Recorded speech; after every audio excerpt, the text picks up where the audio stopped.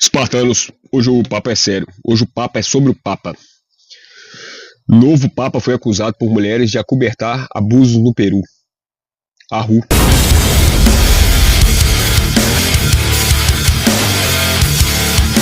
Espartanos, bom dia, tudo bem com vocês, pessoal? Tudo jóia? Pessoal, se inscreva no canal aí para dar uma força aí no canal, né? Compartilha, manda bicuda espartana no like se estiver curtindo, né? Se quiser de forma generosa, voluntária e com alegria no coração, dá uma força para esse canal. Se não quiser, tá tudo bem, tá tudo certo. Pessoal, vamos ler a reportagem então, né? Primeiro eu li a reportagem aí do Poder 360. Agora a reportagem do jornal The Guardian, né? A história levou a rede de sobreviventes de abusos por padres. Pessoal, isso é uma associação de pessoas que foram abusadas por padres. Foi criada uma associação, né? E o nome dela é esse SNAP aí, a registrar uma queixa contra o Papa Leão, né? E esse Leão agora que assumiu, né? Leão XIV, em março, sob a legislação da Igreja implementada pelo falecido Papa Francisco, que previa possíveis medidas disciplinares contra bispos que fizessem vista grossa ao abuso de crianças e adultos considerados vulneráveis. Isso foi uma medida, eu não concordo com muita coisa que o Papa Francisco fez, mas ele fez uma CPI, uma auditoria desse tipo de crime aqui no Vaticano, e isso foi muito bom, né? A reclamação não impediu, né, que o Leão XIV fosse eleito na quinta-feira após um curto conclave no Vaticano, o que levou o SNAP, né, que é essa associação, a emitir rapidamente uma declaração expressando grave preocupação sobre seu histórico no gerenciamento de casos de abuso. O Papa, né, no caso o Prevost, que é o nome real aqui do Papa Leão XIV, teria permitido, né, que o clérigo continuasse em seu cargo, apesar das alegações, embora a ordem augustiniana tenha posteriormente pago um acordo multimilionário ao sobrevivente do abuso em dezembro, né, e depois expulsou esse padre da ordem.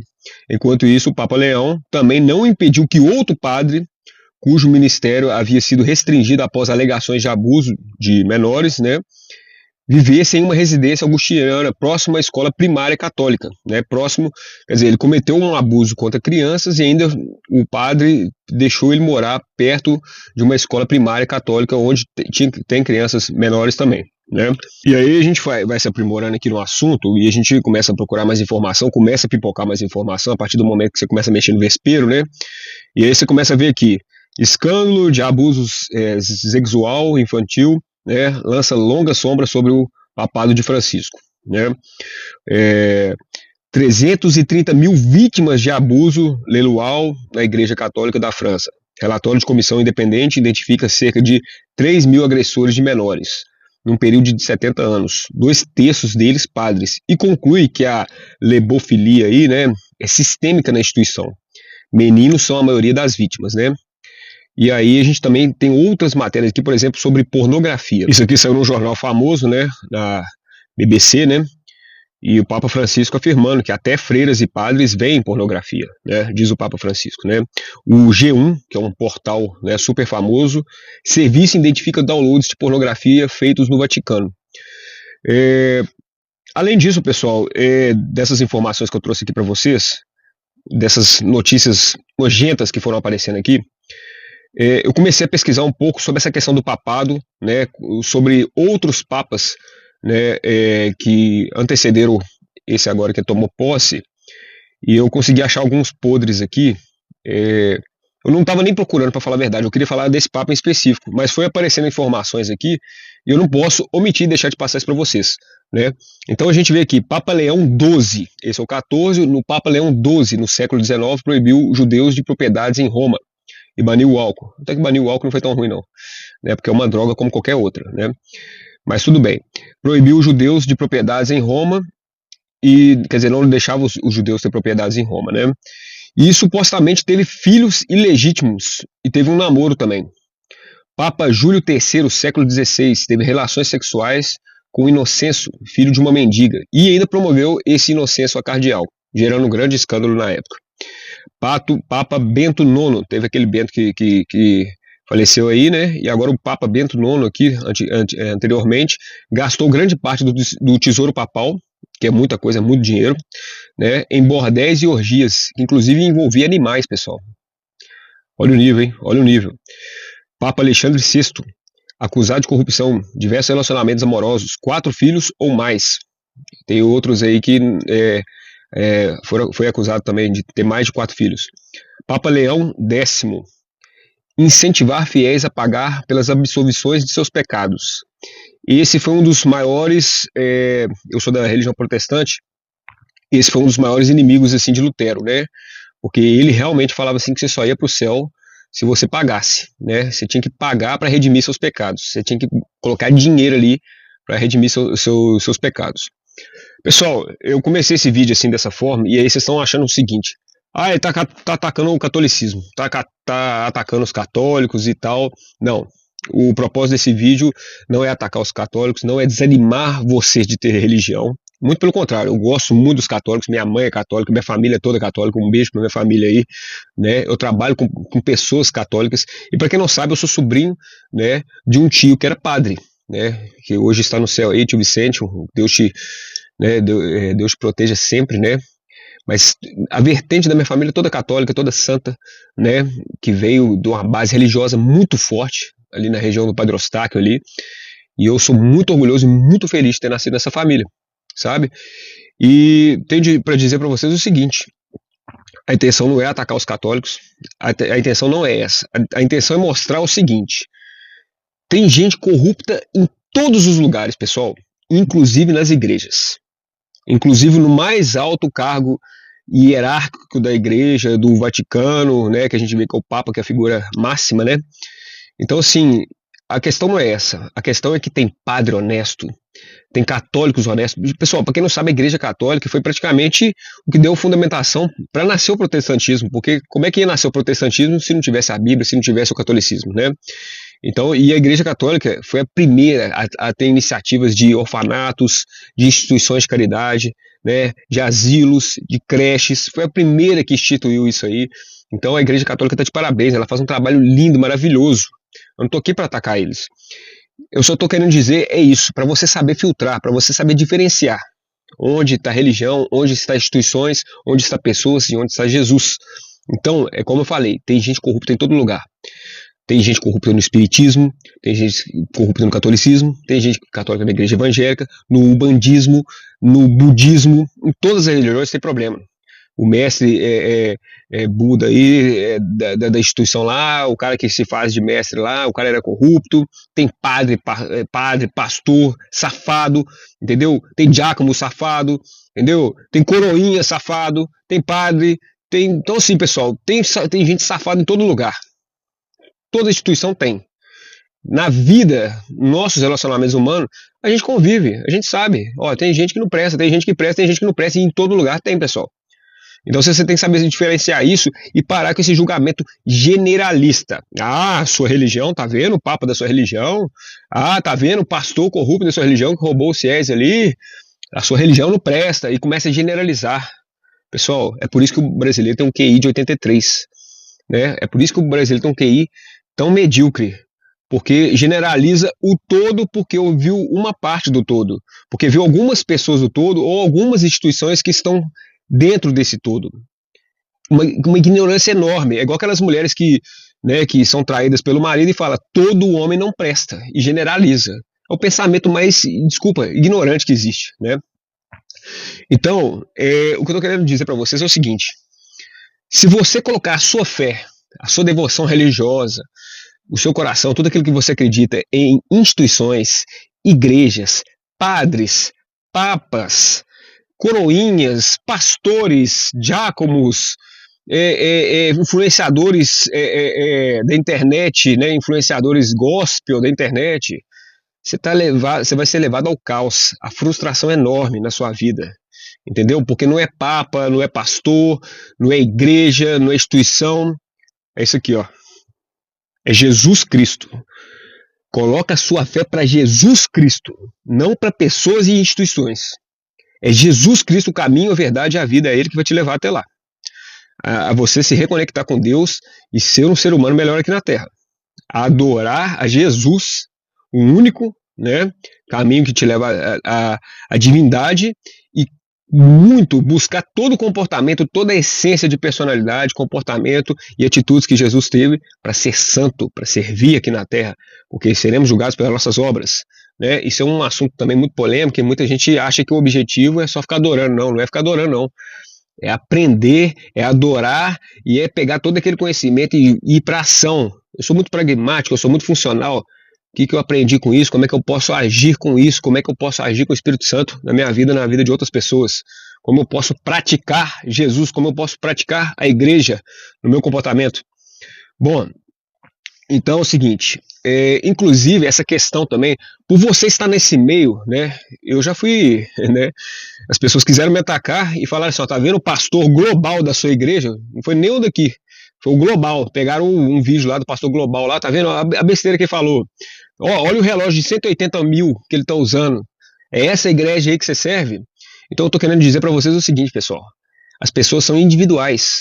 Vai ter gente boa, vai ter gente ruim, entendeu? Vai ter atitudes que você concorda, vai ter atitudes que você não concorda. Você não pode julgar a pessoa também. Às vezes alguma atitude, algum comentário, alguma coisa que ela fez foi infeliz, mas você não pode julgar o todo também. Então toda denominação vai ter gente boa de Deus e vai ter gente ruim. Você tem que saber filtrar isso. É ignorância demais não saber filtrar isso. Inclusive, você pode pegar 5 pessoas para orar dentro da sua casa e falar assim, ó, a partir de hoje a nossa igreja é essa aqui, 5 pessoas orando. Das 5 ali, uma já vai pensar diferente, uma já vai, sabe, vai cometer mais pecado que os outros, vai ter uma atitude infeliz, e você, que faz parte desses 5, vai ser acusado. Ah, porque você faz parte, você ora junto com ele lá, com o irmãozinho. Então, assim, nós estamos sujeitos a isso. Isso é a realidade. Vamos parar de ilusão? Vamos parar de ilusão? O diabo adora ficar dentro da igreja. Entendeu? Tem muita gente pecadora dentro da igreja. E como eu falei no vídeo passado, a maioria das pessoas que vão para a igreja estão doentes espiritualmente. Estão passando por problemas. Então, a maioria ali é pecador. A maioria ali não é santo, não. A maioria ali é pecador. E está na igreja para passar por esse processo de santificação. Procura a igreja para realmente buscar ter um caráter melhor, né, princípios melhores, ter um comportamento mais santo, mais digno daquilo que Jesus queria para a gente. Né? Esse é o foco. Então, quando a gente pega essa situação, dessas reportagens que eu falei, a gente pega alguns extremos. A gente pega gente que começou na religião, e o próprio sistema religioso começou a ver corrupção, começou a ver padre roubando, pastor roubando, começou a ver igrejas, sabe, nojentas, praticando atos, né, como eu falei no início do vídeo aí, e a pessoa desanima de religião. E aí ela para de buscar Deus, e aí ela vai para o mundão. E aí ela vira uma marionete aí, né, dos seres espirituais do mal. O que isso prova? Que essa pessoa tem uma fé muito fraca. Ah, eu fui pra igreja lá, o pastor roubou, desisti de religião. Não quer saber de religião mais na minha vida, não sei o quê. Sua fé é muito fraca, meu amigo. Sua fé é muito fraca. Para quem tem fé, para quem procura, existe um caminho do meio. Nem o sistema corrupto religioso aqui e nem a falta de fé. E sim pessoas que têm um coração para Deus, coração para Jesus, que entenderam interpretar a Bíblia de forma correta e querem agir conforme a Bíblia ali, nos princípios de Jesus que Jesus ensinou. Então, eu sempre falo isso nos meus vídeos, a gente é conexão, a gente é imã energético. Quando a gente tem um imã vibracionado ali com Jesus, nós vamos nos conectar com pessoas que pensam da mesma maneira. É automático, que tem um coração parecido conosco. Então você vai acabar achando uma igreja, você vai acabar achando um pastor, pode não ser perfeito, entendeu? Ou então, se você não achar, você vai achar um grupo de pessoas, como tem agora os desigrejados, né? Pessoas que se unem para falar de Jesus, né? Não tem problema, mas existe um caminho de fé. Para quem tem fé, para quem acredita.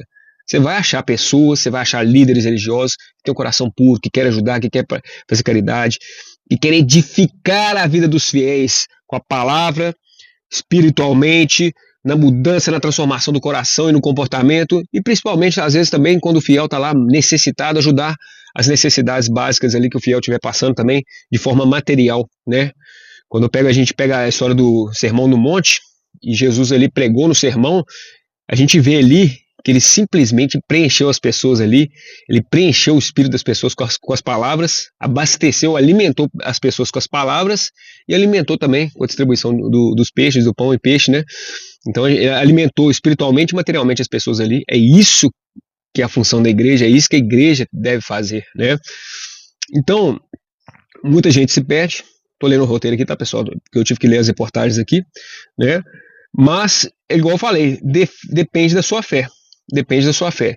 E como eu falei com vocês, a gente acaba, no meio desse caminho, encontrando pessoas que acreditam da mesma forma. Vou indicar 2 canais aqui no YouTube agora, faço questão de divulgar, porque são pessoas muito boas, pessoas realmente focadas na palavra, né?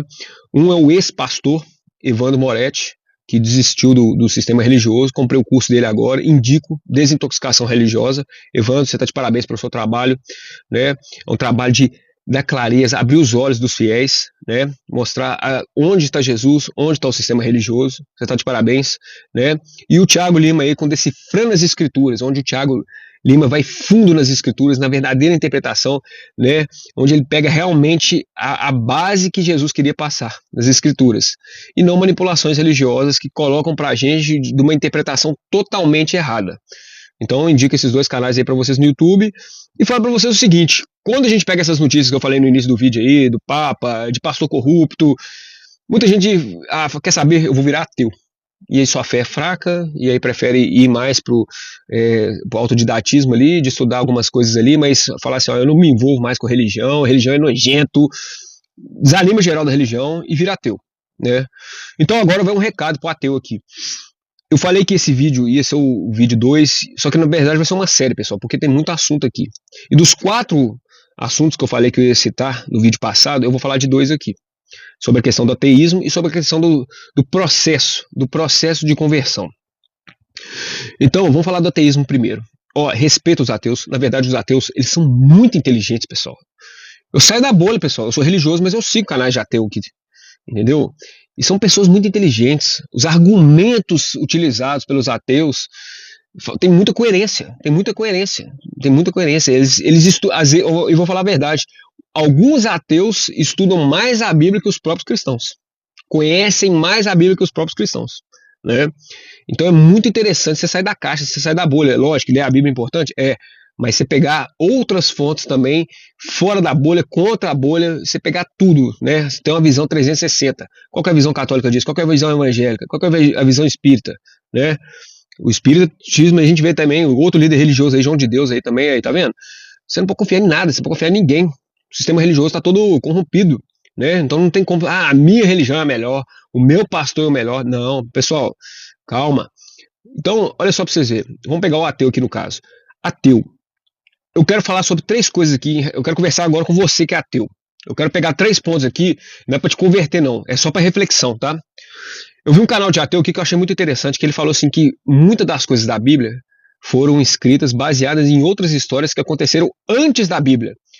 Em outros povos, outras religiões, pega a questão de Krishna, pega a questão, sabe, e que as histórias eram muito parecidas, que tinha um sacerdote que morreu, que ressuscitou, outro que curava cegos, e que são histórias de outros deuses, mas que quando você relaciona assim, são muito parecidas com a história de Jesus, inclusive a história de Lázaro, ressuscitando Lázaro, né, e que tinha 2 irmãs e tal, realmente.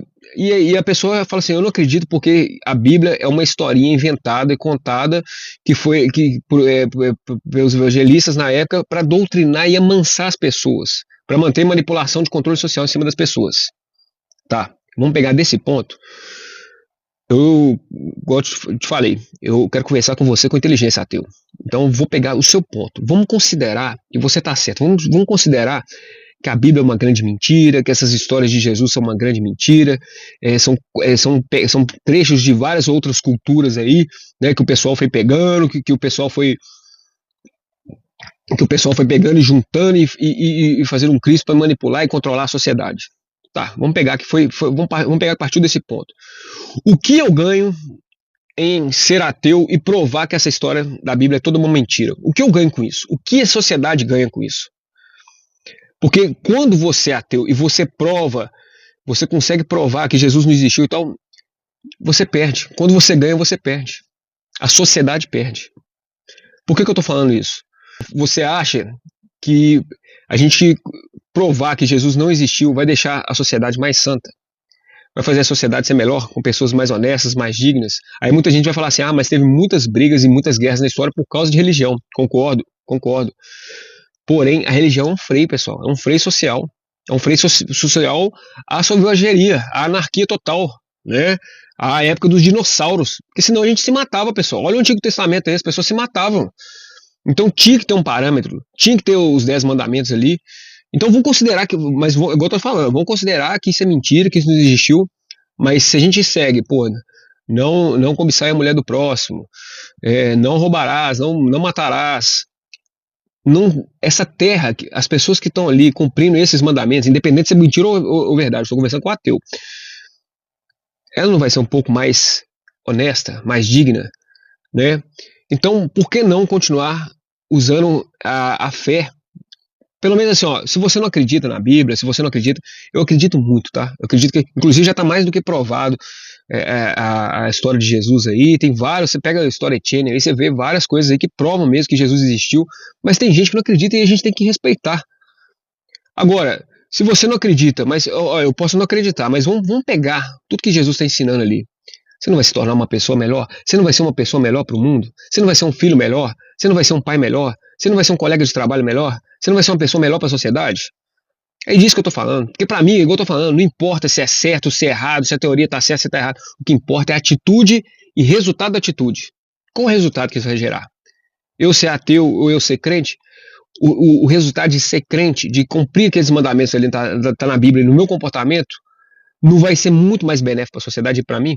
Eu não vou ser mais santo, eu não vou ser cristão, eu não vou mais, em vez de eu gritar o irmão do outro, não, eu vou perdoar meus inimigos, eu vou amar o próximo, sabe? Então, mas aí você está sendo amansado, você está sendo manipulado. Pessoal, é igual eu falei, a gente pode ser mais manso sim, né, manso de coração, mas é melhor do que ser um tirano, do que roubar, do que trair, do que matar, do que roubar o negócio do outro, entendeu? Do que ficar brigando só por ser egoísta. Porque querendo ou não, se eu combater, eu provo, Jesus não existiu, então você acha que a sociedade ela vai melhorar ou a violência vai aumentar? Na minha opinião, a violência vai aumentar e muito. Jesus não existe mesmo, vão roubar, vão matar, que se dane os mandamentos e tal.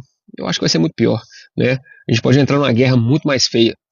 Então, é um bom argumento, eu acho, que pro ateu refletir. A outra coisa é o seguinte, a outra coisa é espiritual. Um lado da família, como eu falei, era católico e o lado da família do meu pai era espírita. E eu conheço, inclusive indico um canal aqui, Espiritismo Raiz, que lá você vai ver vários vídeos de fenômenos paranormais, de demônios mesmo, de espíritos se manifestando, né? Você vai ver vários vídeos gravados ali de várias coisas, demônios mesmo. E quando você pega esses filmes aí, o Exorcismo de Emily Rose, esses filmes de cinema, você pode ver lá, na capinha do filme lá tá escrito lá, baseado em fatos reais. Quer dizer, possessão demoníaca é real, pessoal. A igreja católica acredita no exorcismo, treina padres para fazer exorcismo. A igreja evangélica expulsa demônios, faz a sessão do descarrego lá. Às vezes, em algumas denominações, faz a sessão de descarrego. Então é real, pessoal. É real. Agora, se você é ateu, se você não acredita, eu só rezo, oro para sua vida para que você não tenha que passar por uma situação demoníaca na sua vida, né? Se alguém fizer um trabalho de umbanda e quimbanda para você, eu sinceramente, eu oro bastante pela sua vida, para que você tenha proteção para lidar com esse tipo de situação. Você pode não acreditar, mas se alguém fizer um trabalho para você de umbanda, de quimbanda, que eu já estudei essas outras religiões, satanismo aí, entendeu?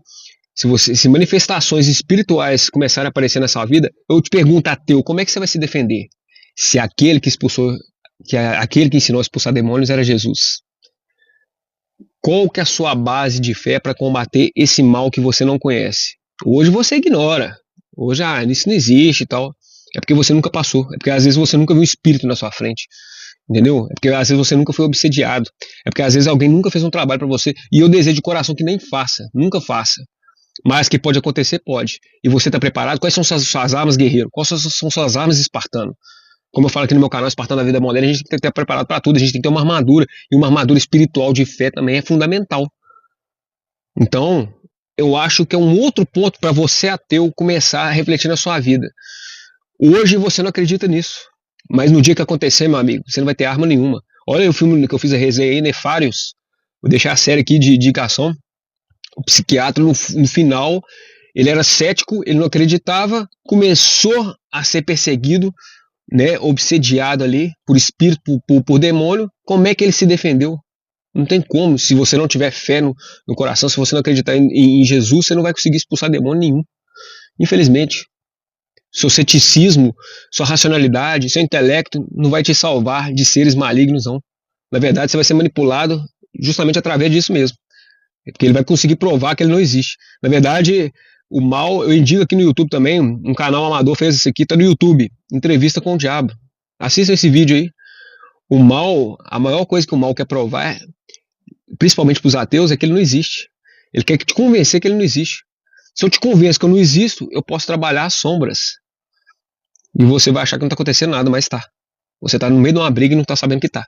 Você está apanhando e não sabe que está. Então é o segundo ponto que eu queria falar para o ateu. E a outra coisa, pessoal, vamos falar aqui de conversão, vamos falar agora de testemunho um pouco. A gente vê na igreja, eu gosto muito de testemunhos da igreja, de pessoas que se converteram, superaram os desafios. Meu canal é sobre isso, vocês já repararam, o canal é Espartano da Vida Moderna, as entrevistas que a gente vem aqui, eu sempre falo de superação, de histórias de, sabe, de luta, de superação de doença, superação financeira, de problemas que a gente vai passando na vida moderna, que você tem que ser guerreiro, você tem que sair daquela situação, você tem que mudar a sua situação. É muito bonito a gente ver histórias de pobre que estava na miséria e de repente começa a se edificar na vida dele, de gente que era mendigo e que se consegue arrumar um emprego, de gente que estava doente e consegue achar a cura, de gente que estava na pior e através de Jesus, através da Bíblia, através da religião, através de uma igreja evangélica consegue sair do álcool, da bebida, da droga. É muito bom, eu fico muito feliz de ver essas histórias, eu fico muito contente. Mas para você que é ateu e que não acredita nesse poder espiritual, religioso, vamos pegar só um seguinte ponto aqui. Vamos focar que a sua vida é trabalho, é dinheiro, é status, é um cargo máximo e que religião, isso aqui não importa. Não quer saber do lado espiritual, não. A vida é isso aqui que é a realidade, esse mundo espiritual não existe. E a cabeça do ateu é assim. E aí a gente vê muita gente que conquistou tudo isso aí que você está procurando. Já conquistou a casa própria, já tem 4 carros na garagem, já tem uma conta bancária milionária, já tem um cargo de alto prestígio, um status social bacana, tem uma esposa maravilhosa, tem filhos, mas não tem fé nenhuma. E chega um ponto da vida dessa pessoa, que essa pessoa se sente vazia, que essa pessoa entra na depressão, que essa pessoa começa a beber, que essa pessoa usa droga. O que eu estou querendo te dizer é o seguinte, que os casos mais bonitos de conversão para o cristianismo, para aceitar Jesus, não está né, aquela palavra horrorosa, não está na quando a pessoa vem da fossa, não. É quando a pessoa já tem tudo. Ela já tem tudo, mas não tem o Espírito Santo. Sempre falta algo. Ela vai comprando coisas, compra passeios, tenta comprar pessoas, tenta comprar objetos, tenta comprar uma casa maior, mas a pessoa está vazia por dentro. A gente vê vários artistas famosos que passam por isso. Tem tudo, tem fama, tem glória, mas falta o Espírito Santo dentro do coração. E quando ela entende isso, ela se converte. E aí ela começa a pegar aquele dinheiro todo egoísta que era só para ela, começa a repartir, começa a doar, começa a fazer caridade, começa a ser filantropo. Esses casos são os mais legais, sabe, de conversão. Então você que é ateu, pensa nisso, que às vezes você está lutando para ter riquezas aqui na terra, para ter status, para ter um carro, para ter uma esposa, para ter uma família, para ter carros na garagem. Mas aí que você pode chegar lá, conseguir isso tudo e ainda se sentir vazio. Porque vai faltar o principal, o Espírito Santo, a conexão com Jesus, que é o caminho, a verdade e a vida. Então, pessoal, vamos pensar nisso bastante, né? Porque ele é o único caminho, a verdade e a vida. Não tem como chegar ao Pai se não for através dele, né? Então, perdoe os católicos, mas quando a igreja coloca o Papa como vicário, a tradução aqui, ó, sim, na igreja católica o Papa é considerado o vigário de Cristo. Isso significa que ele atua como representante de Cristo na Terra. O Papa se coloca como o pontifice. O que significa isso? O dignatário religioso que tem a jurisdição e a autoridade para ser a ponte com Deus.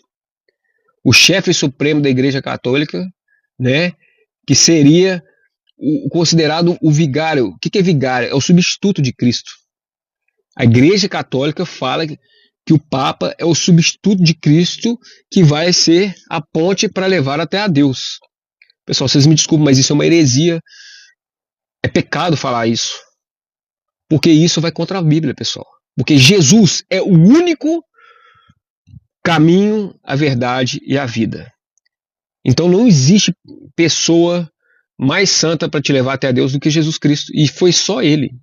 E a Igreja Católica coloca ele como vigário, como substituto de Cristo. Não tem substituto. Cristo não tem substituto para Cristo, pessoal. Entendeu? Ah, ele é o pontífice. Ele é a ponte que leva a Deus. A ponte é Jesus Cristo, pessoal. Então tá errado. Vocês me desculpem os católicos aí nessa parte teológica, mas isso aqui a gente tem que falar, né? Não tem como. Eu gosto muito dos católicos, tem católico que é muito santo, tem igreja que é honesta, tem padre que é honesto, tem católico que é santo, que faz o bem, que tem um coração puro. Mas não são todos. Da mesma forma, na igreja evangélica tá cheio de pastor safado, malandro. Tá cheio de gente, sabe? E é do coroinha até o alto escalão. Então, assim, vamos saber filtrar, vamos saber peneirar, vamos saber estar nos ambientes e escolher com inteligência, pessoal. Beleza? Bom, mais um vídeo polêmico aí. Ah, tá. E para fechar aqui, os desafios da gente ser cristão. Pessoal, a gente não consegue. Pensa só, você tá cheio de lama. Aí você vai tomar um banho. Aquela lama vai sair no primeira chuveirada? Não vai. Você não queira iluminar anos de escuridão na sua vida de uma vez. Entendeu? Não queira iluminar anos de escuridão na sua vida de uma vez. Você vai ter que tomar uma chuveirada, você vai ter que tomar duas. Eu falo com você, já tem alguns meses já que eu sou crente. E tô aqui, brigando com meus pecados. Falo, peco, não é fácil, orar e vigiar. A questão é o seguinte, alguns pecados eu já venci, depois que virei cristão, depois que virei crente. Enterrei de vez. Outros, tem uns 3 ali, que eu já sei que eles existem, não consegui vencê-los totalmente, mas estou trabalhando. É isso que é importante. E vou dar uma dica aqui no final para vocês aqui. Você que está pecando hoje, você que tem algum pecado aí profundo, né? Então, assim, o homem, principalmente, eu sei que o pecado sexual para um homem muito forte, né? Mas às vezes o seu pecado é a fofoca, é a gula, às vezes o seu pecado é o julgamento, né? São pecados que às vezes eu cometo também. Eu falo para vocês, comece a matar seus pecados aos poucos. Ó, nesses 10 dias eu não vou pecar. Nesses 30 dias eu não vou pecar, né? Então, assim, começa com pequenos desafios e vai se afastando. Ó, pecou aqui, demora mais tempo para pecar de novo. O ideal é não pecar. Mas se você não consegue resistir, demora. Eu falo assim, não, mas pelo menos aquele prazo lá que eu me estipulei, eu vou cumprir. Porque nessa disciplina de pequenas metas para vencer seus pecados, você vai se tornando mais santo e a sua vida vai ficando mais edificada. Pessoal, se gostaram do vídeo aí, se inscreva no canal, manda bico do Espartano no like, compartilha. E se não gostou, pode comentar, pode xingar. Tamo à vontade aqui para receber, beleza? Espartamo junto aí. Arrum!